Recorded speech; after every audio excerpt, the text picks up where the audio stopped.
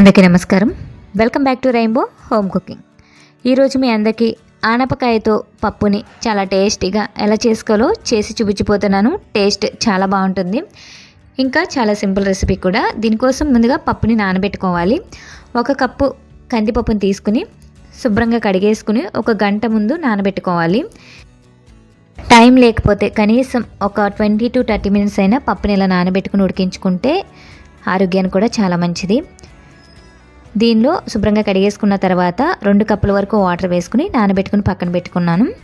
తర్వాత ఆనపకాయని ఇలా పీల్ తీసేసుకుని ముక్కలుగా కట్ చేసుకోవాలి. 1 కప్పుకి నేను ఇంచుమించుగా 3 నుండి 4 కప్పుల వరకు ఆనపకాయ ముక్కల్ని వేసుకుంటున్నాను. పప్పు ఇలా 1 గంట పాటు నానబెట్టుకున్న తర్వాత ఆనపకాయ ముక్కల్ని వేసేసుకుంటున్నాను. దీనిలో పచ్చిమిర్చిని కూడా యాడ్ చేసుకోవాలి. కారం చూసుకుని పచ్చిమిర్చి ఒక 4-5 వరకు వేసుకోండి. ఇంకా పసుపు 1/2 టీ స్పూన్ వేసుకుని పప్పుని ఉడికించేసుకోవాలి. 2 విజిల్స్ వచ్చేంత వరకు కూడా పప్పుని ఉడికించుకోవాలి.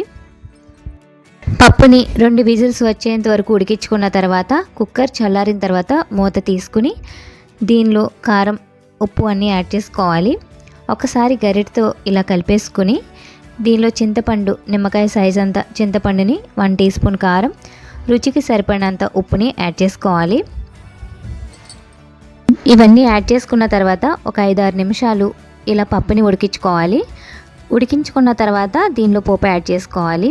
ఈ విధంగా ఉడికించుకుని దీన్ని పక్కన పెట్టేసుకుని తాలింపు కోసం రెడీ చేసుకోవాలి.